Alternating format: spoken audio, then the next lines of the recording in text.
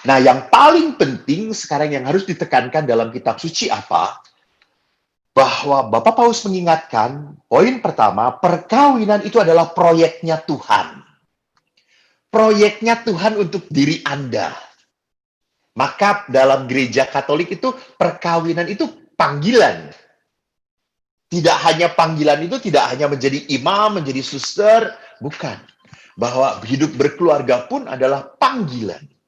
Maka hidup berkeluarga pun panggilan pada kekudusan. Maka karena panggilan, maka perkawinan pun di situ ada campur tangan Tuhan. Saya selalu menegaskan kepada pasangan suami istri yang mau menikah, jangan pernah lupa, hai anak-anak yang mau menikah, bahwa yang mau kawin itu bukan hanya kamu.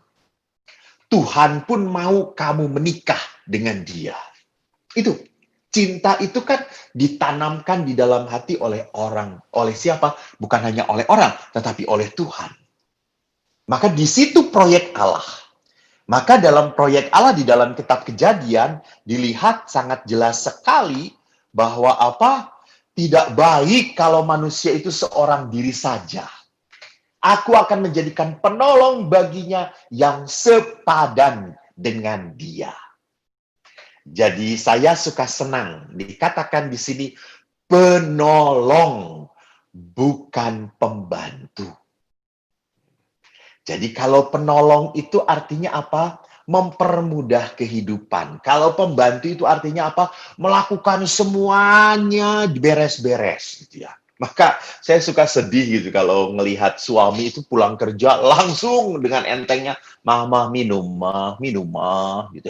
Setelah minum, ma makanannya mana, ma makanannya mana gitu. Lalu setelah makanan, ma superminya mana. Ya Tuhanku Yesus, orang kamu juga punya kaki, toh lakukan. Gitu.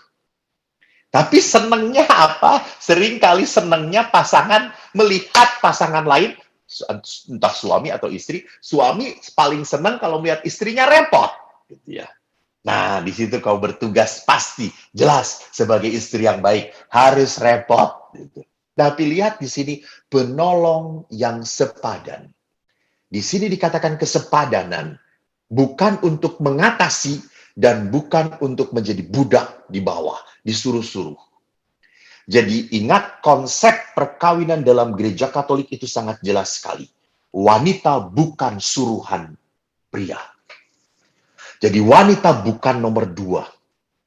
Jadi bukan sekali di dalam keluarga memang jelas misalnya laki-laki kepala keluarga, tetapi di satu saat pada laki-laki seorang ayah tidak ada di rumah, ibu, istri harus menjadi kepala keluarga.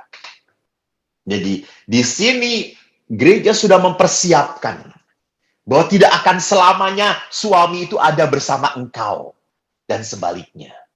Yang kedua, keluarga adalah jalan kekudusan. Itu yang tadi saya perlihatkan. Hidup berkeluarga merupakan jalan sesungguhnya bagi pengudusan dan pertumbuhan rohani setiap hari. Suatu sarana untuk persatuan yang lebih dalam dengan Allah.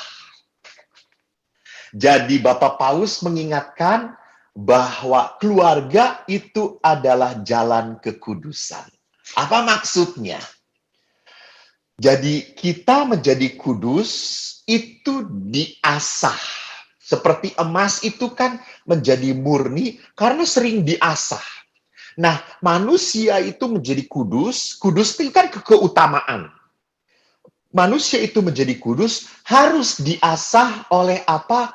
Oleh penderitaan, oleh pengorbanan, oleh permasalahan, oleh kesulitan. Baru ia kelihatan kekudusannya pada saat ia bertahan.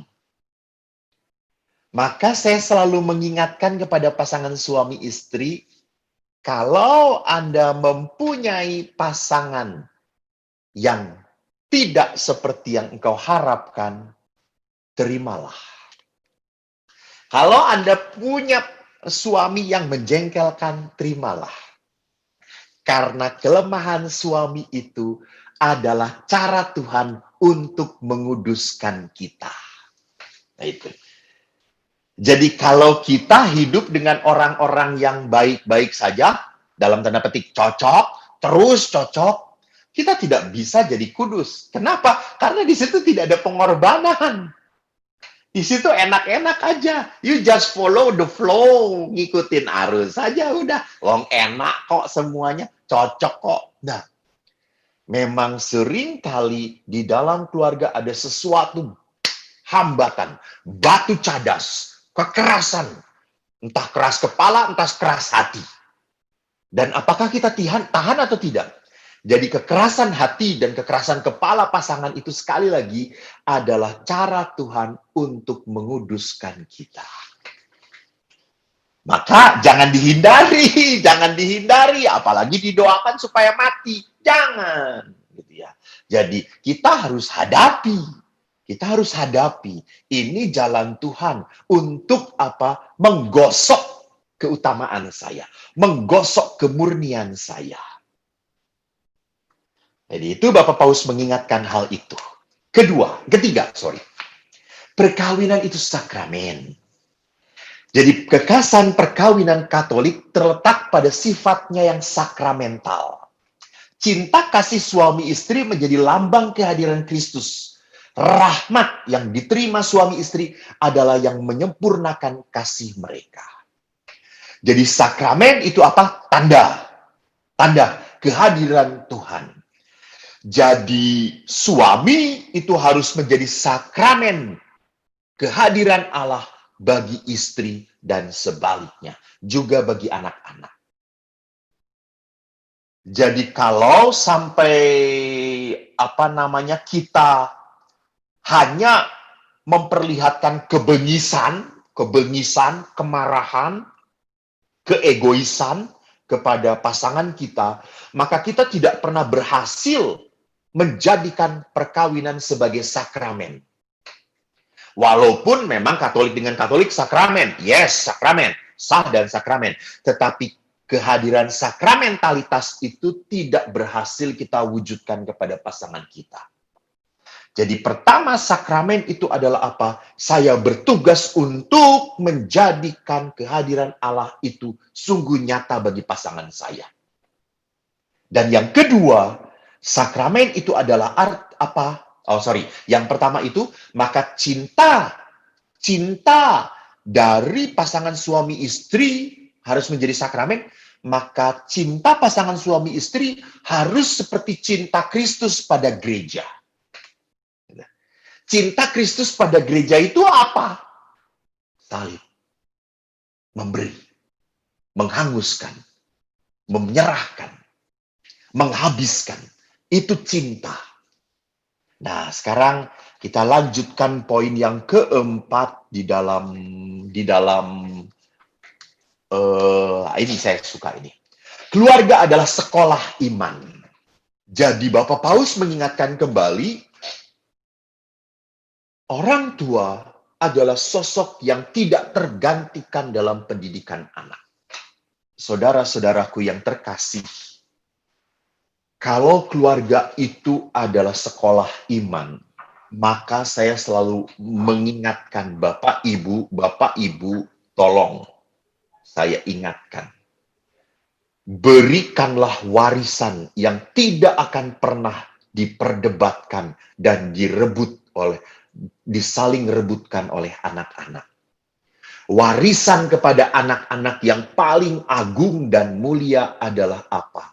Iman. Tapi kalau Anda hanya bisa mewariskan uang, harta, rumah, perusahaan, saya kok kadang-kadang suka sedih.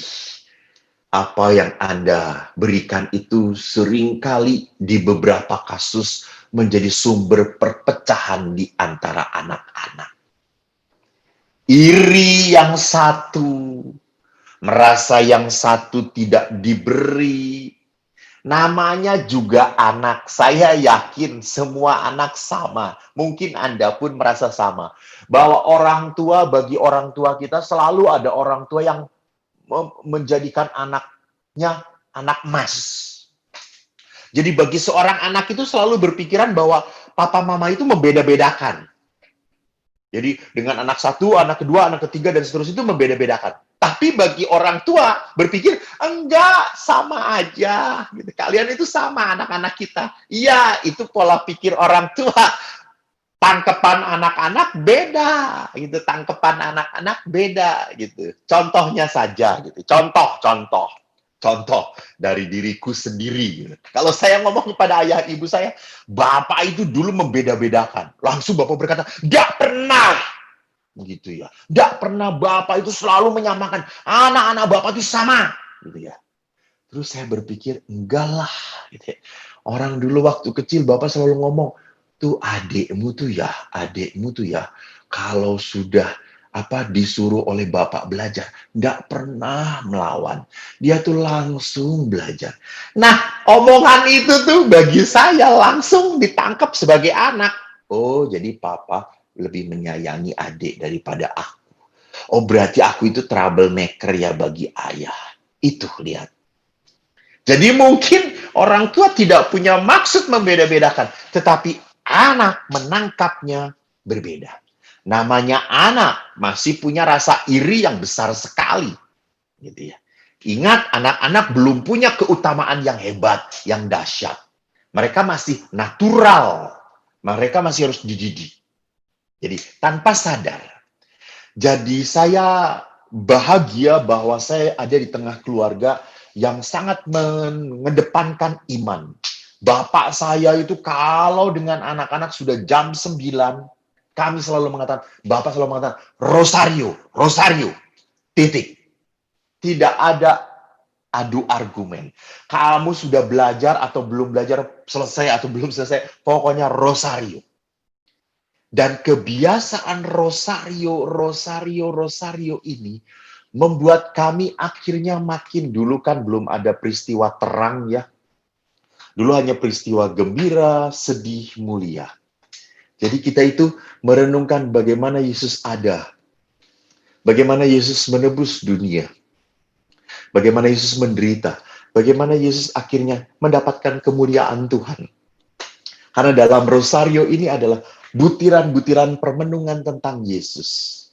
Dan permenungan ini membawa kami kepada apa? Kepada kasih Allah. Membawa kami kepada kemauan kami untuk pelayanan. Maka empat anak ayah itu, 3 adik saya pun ada pelayanan mereka. Kami sejak kecil sudah Legio Maria. Saya yang laki-laki ikut semuanya putra altar. Adik-adik saya ikutan kur, lektor, pemazmur, ikut semuanya. Jadi saya diajarkan oleh ayah bahwa untuk mencintai Tuhan kamu tidak hanya doa-doamu, kamu harus pelayanan, melayani.